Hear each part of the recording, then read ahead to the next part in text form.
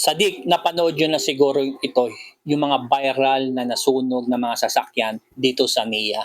So magbibigay tayo ng opinion ayon lang sa ating makakayanan kung paano natin siyang ipapaliwanag. So panoodin muna natin ang video ito. May nagkakagulo guys dito sa NAIA Terminal 3. Tingnan natin. Grabe. Tingnan natin guys kung ano yung nasusunog. Sorry. Ang dami, oh! Ay! Naku, na-traffic yung bumbero. Ay! Yung ating mga ano doon, oh! Yung ating mga... So, ayan, oh! Ito mo. Ito nangyayari dito sa terminal. Terminal, ito na. Wala, nasunog na rin yung pula. Ay! Naku! Grabe, oh! Wala. Sunog na rin. Ay! Naku, maaano na rin yun, oh! No!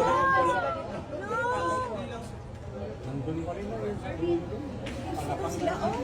Oo! Ang dami! Oh my God. Ay! Kasi ano yan, gasolina yan eh. Sobrang init ng panahon. Sorry sa mga sasakyan sa Ay, mga yun namin yung mga ang sasakyan dito. Fortuner kawawa. Oh, tinan mo yan, Buti oh. pa yung crossfit, nagapan, no? Gusto nasunog na. Ayun guys. Nagresponda ng bumbero. Grabe guys. Oh, ayan. Bumbero. Dami guys. Naku, na-traffic Ayan yung oh. bumbero. Guys, oh, grabe. Dalawa pa lang ang pumbero dito, oh. Grabe guys, oh. Wala na. Insurance na kotse. Ito, nakakalungkot. So, yan ang sitwasyon. Nagkakagulo na yung mga tao dito. Ayan guys, grabe. May mga nag-PM sa akin na nagtanong sila kung ano naging opinion ko doon sa pagkasunog na maraming sasakyan. Kasi hindi ko naman masasabi yung opinion ko to ay tama. Ito'y ayon lamang po sa akin observation kung paano nangyari ang nasunog. Siyempre, alam naman natin yan, may mga imbestiga pa yan. Pero hindi ko masabing tama ko dahil sa akin opinion at hinihingian tayo ng marami nating follower. So marami nga nagsabi na ang pagkasunog daw ng mga sasakyan ay sanhi ng mga pabango na nilagay sa loob ng sasakyan kaya nasunog. So para sa akin, kapag pabango ang nakalagay yan, hindi yan masusunog ang sasakyan. Ay sasabog yan, pero hindi po magiging sanhi ng pagkasunog. Maari yung mga salamin yan ay magkaputukan, tatamaan ng mga pagkasabog ng halimbawa bote. So yan po yung nagiging dahilan at kung sasabihin naman po natin lighter at sumabog sa sobrang init, ay maaaring isang sasakyan lang ang pwedeng madiferensya at maipektuhan. Pero alam nyo po guys, sabi pa ng iba, mga bote o ano pa man mga bagay naging dahilan o masasabi baterya o whatever na marami nga mga opinion. So lahat yan ay nabasa natin, napakinggan po natin maaari siguro pwede. Pero sa akin, ito po yung magiging opinion ko.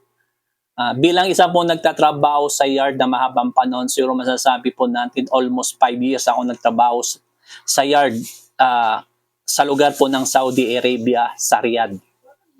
At kung alam po ito ng mga nagtatrabaho sa Saudi Arabia, ang lugar po ng Riyadh ay sobrang init. Mas mainit pa dito sa bansang Pilipinas. May mga sasakyan na sinasauli sa amin, mga nahatak. At minsan may mga makukuha kami ng mga 2-3 lighter. Hindi naman po sumasabog at nagkakaroon ng pagsunog. Ito ay nagiging sanhi lamang na pumutok at binasisira lang konting accessories.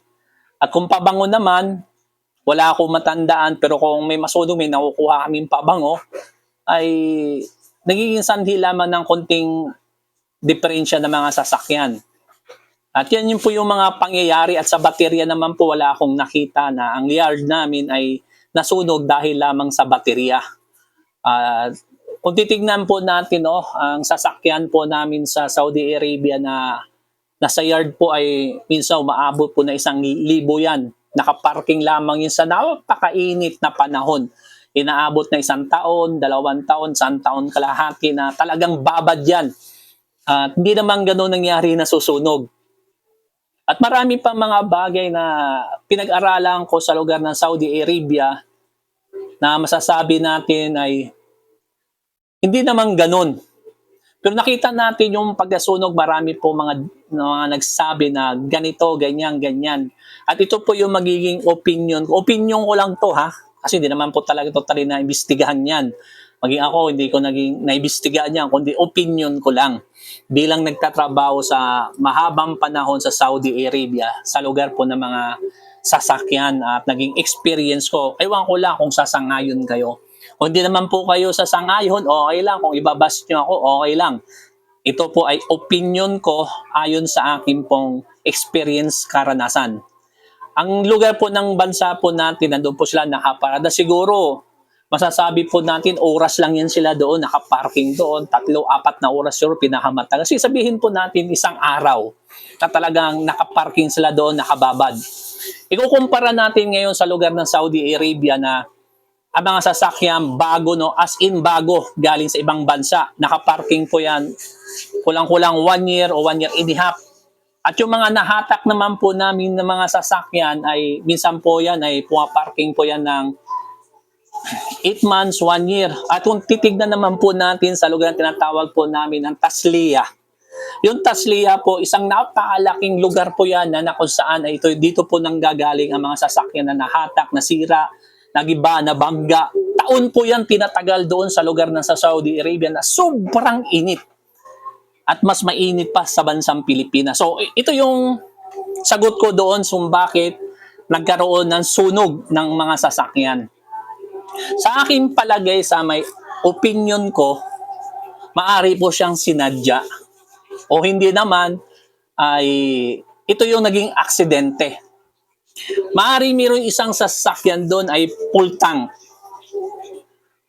At dahil nga sa full tank siya, at nagkaroon ng pressure yung tank at tumagas ang gasolina. Siyempre, pagtagas ng gasolina yan, tumakbo yan doon sa lupa, sa sahig, at dumaloy hanggang doon sa mga may sasakyan. O either na binuhusan. Dalawa lang po yan, no? Dalawa lang. Either or yung tumagas.